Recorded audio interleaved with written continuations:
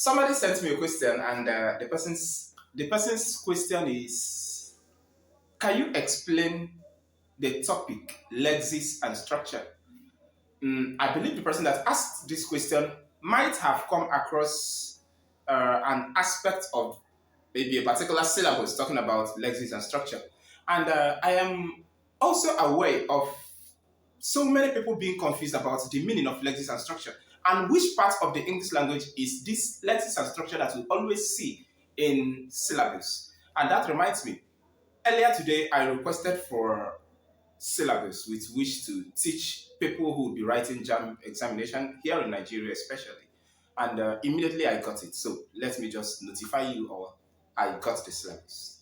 Thank you so much to the person who sent it. Okay, now, mm, when you talk about lexis and structure, first, understand this word, vocabulary.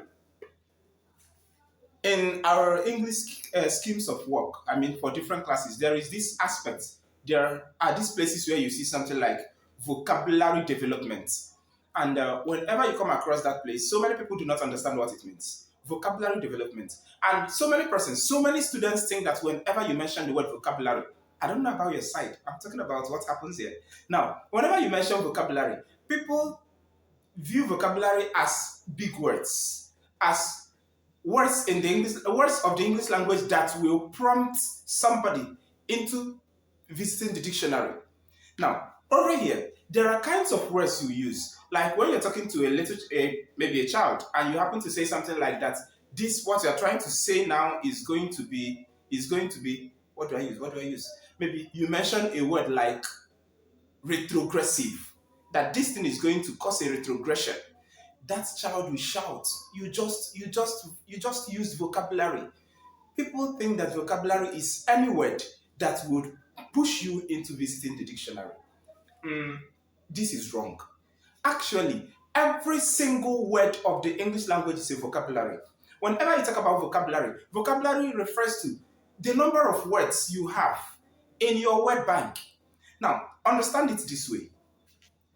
If you want to make an expression, maybe you want to tell somebody in English language, pick me that cup or get me that cup.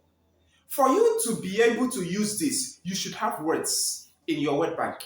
First, you should know that to ask that person to get you something, you should know of the word get. Then you should know of the word me, pointing at yourself. You should know of the word cup to tell the person you are talking about a cup. Get me that cup. So, get me that cup. The four words you have there are different vocabularies. Now, every single word that you know, every single word that you are aware of, that you are familiar with, and you know how to use it, you make use of it. It's part of your vocabulary. There are situations where somebody says something, and you hear another person telling the person that I am not conversant with that vocabulary. Please, can you rephrase? That is to say, can you use another word instead of that so I will understand you? Maybe because the word you use is not in my vocabulary. Not being in my vocabulary means I am not conversant with it. I'm not familiar with it. So if you use it, I might not understand what you're trying to say. Okay, so vocabulary refers to every single word of the English language that is available to a speaker, to a user of the language. Now, that is about vocabulary. Every single word, even the word is a vocabulary. That is a vocabulary. So understand that. Now, if you talk about lexis and structure, the word lexis here points to words. Lexis points, as a word, points to vocabularies. Words that a speaker knows, a speaker is familiar with. Words that you have available for use. Those are lexis. Structure means the way you combine those words. Imagine somebody telling you, when you have something like,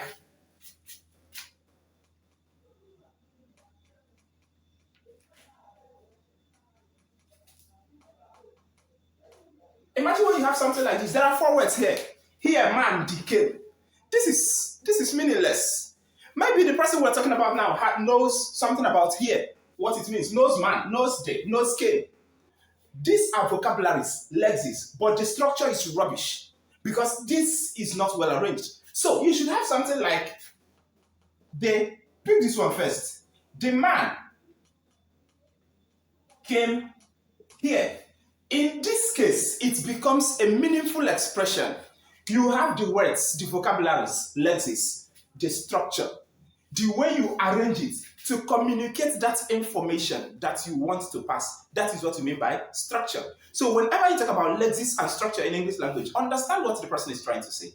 Now, lexis and structure does not, this as a topic, I mean now, that is why I'm using does. Lexis and structure does not have any particular topic. It does, there is no place that a teacher will come into the class, write lexis and structure, and tell you that this is where he or she is going to finish everything about lexis and structure. When a person is learning something about Concord, it is part of lexis and structure. When a person is learning something about tenses, it is part of lexis and structure. When you are reading a novel and you are acquiring new words from that novel, it is part of lexis and structure. So whenever you talk about lexis and structure in English language, first of all, understand that you're talking about acquisition of words, of vocabularies, and then how you use those words, how you arrange them to communicate the information that you want to use them for. That is what you mean by lexis and structure. So if the person asking me to explain this, all the while, when we talk about Concord, the rules of Concord, tenses, and the rest of them, all these things are part of lexis and structure, because these are the things that will expose to you or explain to you how to combine words to convey the information that you want to convey. That is lexis and structure. Apart from this, let us talk about punctuation effects. I just decided to call it that. Punctuation effects. Some few weeks back, there was this blog in Nigeria here that carried a particular post by a popular person, a player actually. A player wrote something like,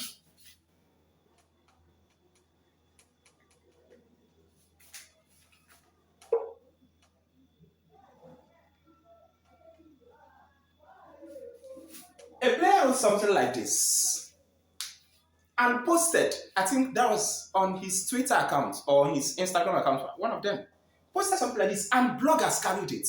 They carried it with the caption, never neglect punctuation. The person that wrote this does not know that what he intended to communicate was not what his post communicated. Together we can mate. This is what the person means. Together we can mate. This means something else. And you can imagine somebody who is popular posting this kind of a thing on his social media handle. Embarrassing, right? Now, this is just something that a comma and a full stop would have solved.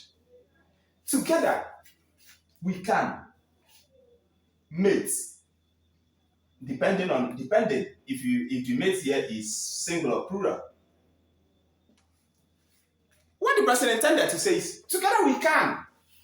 Meaning you are talking to your mates. Together we can, mates. Together we can, mates. You are telling them that you can do it. And you're not trying to say together we can, mates. Together we can, mates is talking about something else. Now, on a very good day, we're going to make our time to discuss punctuations, because this is one of the things that disturb writers, that disturb students during their writing. I once said something. Some time in the past, there was this trouble between two persons. I cannot remember exactly how it happened, but I remember it had something to do with punctuation, where somebody wrote something like,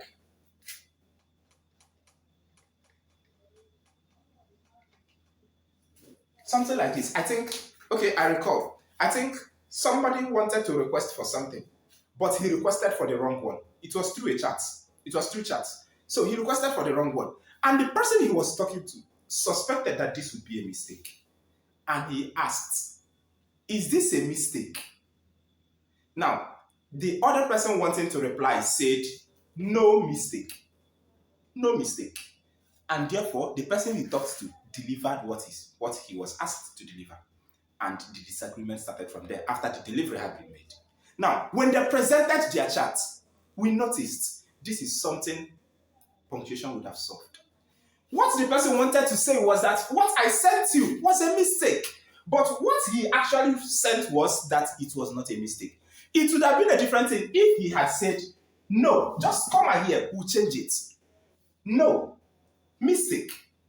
And the person would understand that this no is a different thing.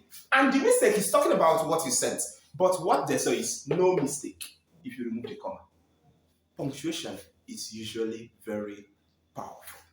So, on a very good day, we are going to talk about Meanwhile, I let me use this period to sincerely express gratitude. I am so happy.